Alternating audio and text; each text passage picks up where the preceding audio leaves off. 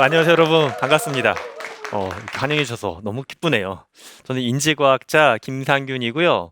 오늘 여러분들 제가 모시고서 메타버스에서 행복하게 사실 수 있는 숨겨놓은 비법을 한 가지 설명을 해볼까 합니다. 최근에 메타버스가 정말 많은 분들한테 큰 관심을 끌고 있습니다. 현실을 초월한 새로운 세상, 디지털 공간, 메타버스인데 이 현실을 초월한 공간, 메타버스 이야기를 나누다 보면 많은 분들이 참 많은 상상을 또 하십니다. 그러면서 저한테 이제 재미있는 질문들을 많이 던져주시는데 제가 올해 가장 많이 받았던 질문이 바로 이거예요. 메타버스의 끝에 혹시 영화 매트릭스와 같은 세상이 펼쳐지지 않을까? 저도 듣고 보니까 그럴 것 같아요. 그럼 그 다음 또 저한테 물어보시는 게 그럼 저는 그런 세상이 오면 갈지 안 갈지. 여러분 제가 어떤 선택할 것 같으세요? 예, 저는 이 설문을 실제 만들어 봤습니다. 만들어 가지고 제가 많은 분들한테 물어봤는데 물어보기 전에 먼저 저 스스로 답을 한번 해봤습니다. 매트릭스가 오면 나는 갈까 말까? 예, 제가 선택한 답은 가지 않는다였습니다. 많은 분들이 제가 가지 않는다라고 하면 이렇게 메타버스 좋아하고 매트릭스 좋아하면서 의외다라고 하시는데 일단 뭐 저는 가지 않는다 선택을 했고요. 제가 이걸 답을 한 다음에 두 번째로 이걸 물어본 이가 누구냐면 제 아내였어요. 제 아내한테 물어봤습니다. 저희 아내는 근데 매트릭스로 들어가겠다라고 답을 했습니다. 그래서 물어봤어요. 아니, 나는 안 간다고 했는데 당신은 왜 간다라고 했냐 그랬더니 당신은 안 간다며 하면서 의미심장한 미소를 쓱 짓더라고요. 예, 좀 제가 모르겠어요. 앞으로 어떤 선택을 또 해야 될지. 저렇게 메타버스와 관련해서 다양한 미래를 꿈꿔보는 것도 있지만 사실 뭐 메타버스는 미래의 이야기가 아니라 이미 현실에서 우리의 삶을 이리저리 움직여 놓고 있습니다. 과연 우리는 메타버스를 통해서 어떻게 다른 삶을 살고 있는지 그 이야기를 풀어보겠습니다. 제가 최근에 메타버스에서 굉장히 재밌게 보는 콘텐츠가 있습니다. 여러분들도 한번 나중에 찾아보시면 재밌을 것 같아요. 이세돌. 이세돌, 그 바둑 잘 두시는 그분 말고요. 이세계 아이돌. 그러니까 뭔가 저 세상에 있는 아이돌 이런 의미인 것 같아요. 어떤 콘텐츠가 이거냐 하면 우리가 많이 보는 오디션 프로그램의 맥락을 거의 똑같이 따라가고 있습니다. 딱 들어가 보게 되면 이렇게 아마추어 가수들이 나와가지고 노래도 부르는데 다 잘 불러요. 다 잘 부르고 심사위원들이 또 저기 앉아가지고 막 평가를 해주고 끝나고 나면은 투표해서 올라가는데 투표하기 어려운 것 같아요. 다 너무 진정성 있게 노래도 멋있게 잘합니다. 새로울 게 없는 것 같은데 이게 실제 방송국에서 무대 위에 내가 의상 입고 이렇게 올라오는 이런 방식이 아니라 VR 챗이라고 하는 메타버스 플랫폼 안에 사람들이 무대를 짓고 심사위원들도 아바타로 나오고 가수들도 자기의 본래 모습이 아니라 아바타로 멋지게 차려입고 나와서 공연을 합니다. 시청하는 저희들도 들어가서 보면서 댓글도 남기고요. 요게 그럼 무슨 학예처럼 2, 30명 그냥 놀이하는 거냐? 그렇지가 않습니다. 이거 시청하는 분들을 제가 봤더니 한 50만 명, 100만 명이 즐기고 있는 콘텐츠예요. 어마어마하죠. 최근에는 이제 거의 마지막 선발이 되는 단계까지 넘어가서 지금 뭘 하고 있냐 봤더니 기획사 건물을 졌더라고요. 기획사 건물이 메타버스 위에 멋있게 있고요. 공연장도 있고 사무실도 있고 응접실도 있고 너무 멋있습니다. 또 제가 이제 최근에 봤던 것 중에 LG전자가 올 여름에 재미난 이벤트를 메타버스에서 했어요. 뭐 공개적인 이벤트는 아니었고 직원들을 대상으로 한 이벤트였는데 LG전자 직원분들이 카네기 멜론 대학에서 원격으로 공부를 했습니다. 근데 이분들은 이제 공부가 다 끝나니까 성대한 클로징 행사를 하려고 했는데 지금 코로나 안 되잖아요. 아직 안 끝났잖아요. 못 가니까 메타버스 안에 엄청나게 멋진 건물을 새로 줬어요. 들어가면 LG의 상징물 트윈타워도 있고 트윈타워랑 갑자기 비행기장이 연결되기도 하고 비행기도 있고 막 낙하산 타고 뛰어내리고 난리가 나요. 그런 공간이. 낙하산 타면은 카네기 멜론 대학에 딱 도착해 있습니다. 멋있는 공간적인 경험이 발생하는데 이걸 누가 만들었을까? 저는 이 부분이 되게 신기했습니다. LG전자에서 물론 많은 기획도 했겠지만 실제 이 공간을 만들고 경험을 디자인했던 사람들은 누구냐 하면 영남대학교 학생들이었어요. 신기하죠, 여러분? 저는 이걸 보면서 이런 생각이 들었습니다. 물론 뭐 오디션 프로그램을 통해서 새로운 기회를 얻는 분들도 기존에 있었지만 메타버스를 통해서 그런 기회가 더 확장되고 있는 게 아닐까. 우리가 이제 대학을 졸업을 하면 뭐 취업하려고 회사의 문을 막 두드리고 되게 어렵게 찾아다니는데 메타버스를 통해서 오히려 반대로 기업에 내가 연결될 수 있는 더 많은 기회가 열리고 있는 게 아닌가 이런 생각이 들었습니다. 즉 메타버스가 뭔가 재미있는 놀이 공간을 넘어서서 우리한테 새로운 기회를 연결해주고 있는 현상이 관찰이 되었습니다. 자, 여러분 화면에 신기한 공간이 하나 보이죠? 한 250평 정도 되는 공간인 것 같고요. 잔디가 쫙 깔려 있고 뒤에 보면 냇물도 흐르는데 저기 되게 분답스럽게 뛰어다니고 있는 한 인간이 있죠. 접니다, 여러분. 예, 선한 마음으로 자세히 보시면 저 잘생긴 캐릭터가 저랑 상당히 닮아 있습니다, 여러분. 저예요. 전데 갑자기 건물로 들어갔는데 건물이 1층, 2층, 3층. 이 모든 공간이 여러분 제 겁니다. 제 연구실이에요. 실제 제 물리적인 연구실에는 책상 한 2개랑 책장 하나밖에 없어요. 대부분 제 연구실에 오신 분들은 어디 떠날 사람 같다, 왜 이렇게 짐이 없냐라고 하시는데 제가 원래 물리적인 세상에서는 극도의 좀 미니멀리즘을 추구하긴 합니다. 근데 메타버스에서는 욕심이 좀 많아요, 제가. 이 공간, 저희 대학 총장님이 쓰시는 공간보다 훨씬 더 넓은 공간이에요. 이 공간에서 제가 가끔씩 뭐 프로젝트 회의를 하기도 하고 최근에는 학생들을 이렇게 만나는 공간으로도 쓰고 있습니다. 얼마 전에 어떤 학생이 저한테 이메일을 보내왔더라고요. 저희 대학 학생은 아니에요. 그런데 가끔씩 뭔가 이메일이 굉장히 진지하고 이 친구 뭔가 좀 궁금하다 이런 학생들이 있어요. 그날 또 시간이 우연히 괜찮고 해서 그럼 혹시 내 연구실에 한번 놀러 와보지 않겠습니까? 했더니 좋대요. 제가 이제 연구실 링크를 보내드리고 학생이 접속해서 딱 들어왔습니다. 연구실에 들어갔는데 제가 그때 좀 귀찮아가지고 헤드셋을 아직 안 끼고 채팅으로 이야기했어요. 자, 우리 2층 가서 이야기할까요? 라고서 채팅으로 이야기했습니다. 이야기를 막 나누다 보는데 어딘가 말이 약간 조금 어색한 것 같아요. 약간 어눌하다고 해야 될까? 뭔가 메타버스나 이 게임피케이션, 제 연구 분야에 대한 관심이 있어서 그럴 때는 뭐 이런 책도 있고요. 해외에는 이런 기관도 있습니다. 얘기를 했는데 조금 뭔가 말이 어색해요. 왠지 이걸 물어보고 싶었어요, 제가. 혹시 우리나라 분이 아니세요? 한국인이 아니세요? 물어봤더니 아니라고 하더라고요. 외국인 학생이었어요. 근데 외국인 치고는 한국어를 꽤 잘하는데 아무리 그래도 또 제가 봤을 때 약간 어색했던 것 같아요. 대화를 잘 마무리할 때까지 저는 그분한테 이걸 물어보지 않았어요. 예를 들어서 어느 나라 분이세요? 예를 들어 성별이 뭐죠?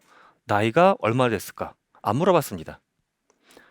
제가 처음에 이 그분한테 연락이 왔을 때는 그냥 막연하게 한국에 있는 20대 초반, 중반 정도의 학생이 아닐까 이 생각을 했는데 저의 하나의 선입견이 있는 거죠.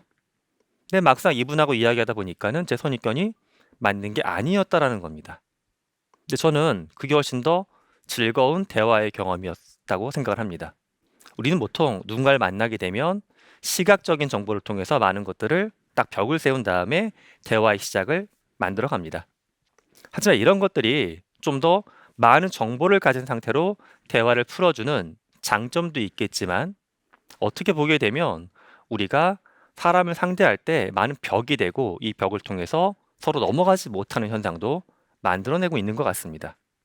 메타버스가 멀리 있기 때문에 소통하기 좀 어렵다라고 볼 수도 있겠지만 한편으로는 메타버스를 통해서 만나기 때문에 우리는 사람에 대한 선입견 없이 좀 더 넓은 포용하는 마음으로 사람 간의 연결이 발생할 수 있지 않을까 하는 그런 깨달음을 얻어봤습니다. 자, 여러분 제가 또 다른 신기한 메타버스 사례 한 가지 갖고 왔는데요.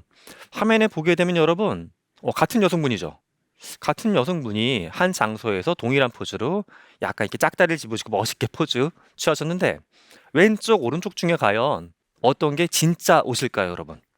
하나는 이 여성분이 진짜 입고 있는 옷이고 하나는 진짜가 아니라 가짜로 입고 있는 옷이에요, 여러분. 이 중에서 진짜는 왼쪽입니다. 하얀색 옷.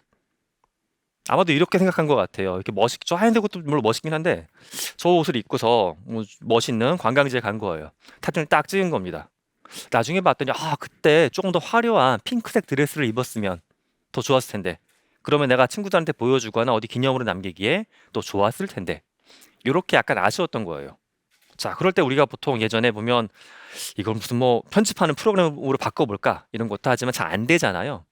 신기하게도 요거를 전문적으로 해주는 의상회사, 패션 회사가 나타났습니다. 이 패션에 들어가 보게 되면 이미 몇만 벌의 의상이 막 있는데요.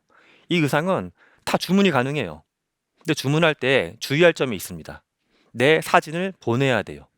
내 사진을 보내면서 멋있는 드레스, 무슨 멋있는 재킷 고르게 되면 실제 그 재킷이 집으로 배송되는 게 아니라 제 사진이 그 옷을 입는 것처럼 똑같이 입고 있게 해서 봐도 구별이 안 돼요. 어느 게 진짜인지 가짜인지. 그렇게 실제 공장에서 찍어내지 않는 옷을 만드는 새로운 디자이너들 엄청나게 많이 증가하고 있고요. 또는 그렇게 공장에서 찍어내지 않아서 환경적인 문제를 발생시키지 않는 그런 옷들을 소비하는 사람들도 증가하고 있습니다.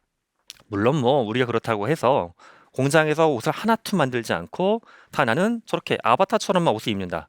이거는 좀 말이 안 되겠죠. 하지만 저는 여기서 새로운 시대가 열리고 있다는 좀 느낌은 들었습니다. 이제 우리가 뭔가 소비를 한다라고 할 때 공장에서 찍어내고 내가 직접 물리적으로 사는 이런 것뿐만 아니라 메타버스의 디지털적인 경험을 생산하는 사람, 디지털 경험을 소비하는 사람, 이 두 집단이 점점 더 많이 늘어날 수 있다. 생산과 소비, 경제죠, 바로.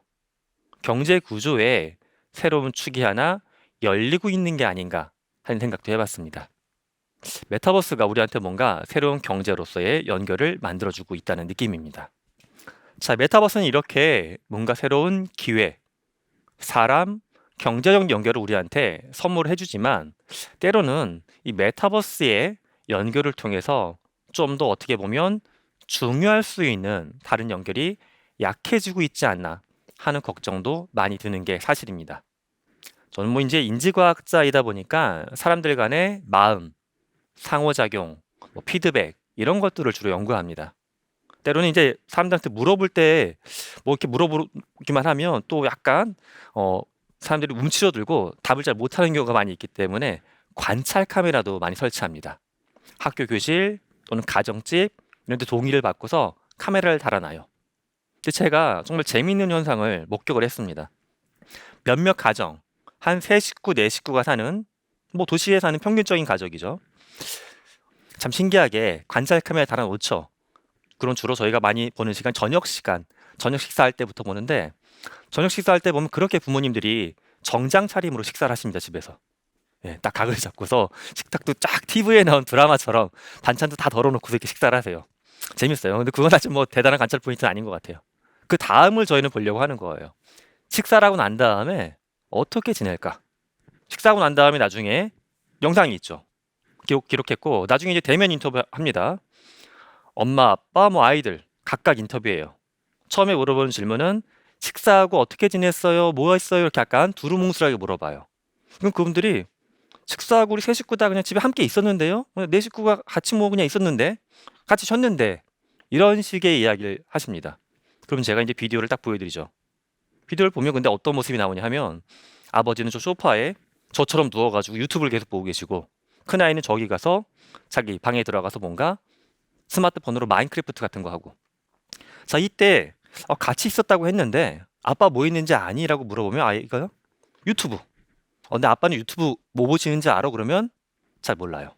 반대로 아버지한테 큰아이가 요즘에 마인크래프트 한다라고 아까 얘기하셨는데 마크가 혹시 뭔지는 아세요? 그거 게임 아닌가요? 그거 어떤 게임이에요?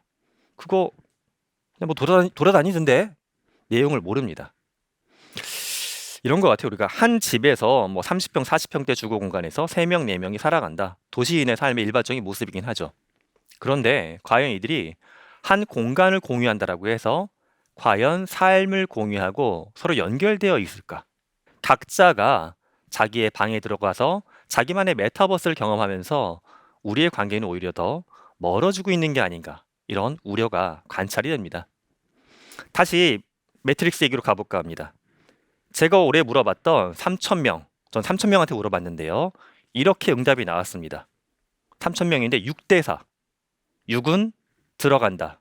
4는 들어가지 않는다. 이렇게 이야기했습니다. 결과를 보면 양쪽이 다 동시에 놀랍니다. 6은 도대체 저들은 왜 안 들어간다고 그래? 4는 저들은 도대체 왜 들어간다고 해? 이걸 저한테 물어봅니다. 양쪽 집단을 인터뷰해봤어요. 제가 그래서 그 이유를 물어봐야 될 거 아니에요. 이유를 물어봤더니 신기하게도 동일한 단어를 말씀하십니다. 들어가는 게 행복할 것 같아요. 안 들어가는 게 행복할 것 같아요. 결국 우리가 뭐 메타버스, 기술, 방법론 중요한 게 아니라 우리가 추구하는 행복이 과연 거기 존재하느냐 아니냐가 핵심인 것 같습니다. 그럼 도대체 우리는 어디서 어떻게 행복을 추구할 수 있을까? 저는 뭐 이제 설문할 때는 둘 중에 하나 골라주세요라고 했지만 그렇게 극단적인 선택을 할 필요는 없는 것 같습니다. 우리는 현실 세계와 메타버스를 동시에 살아가는 시대에 살고 있습니다. 여기서 우리가 행복할 수 있는 방법은 바로 연결입니다, 여러분. 메타버스에서 우리가 이뤄낼 새로운 기회, 사람, 경제적 연결, 이걸 잘 만들어 가야 되고요. 반면에 이 과정에서 우리가 현실 세계에서 정말 중요한 가까운 사람들 간의 물리적인 연결, 이 연결을 잊지 말아야 될 것 같습니다. 현실 세계, 메타버스, 이 두 세계를 아우르는 우리의 모든 유니버스는 우리가 연결을 지켜낼 때 더 행복해지리라 믿습니다. 연결을 통해서 행복함을 누리는 여러분들이 되시면 좋겠습니다. 감사합니다.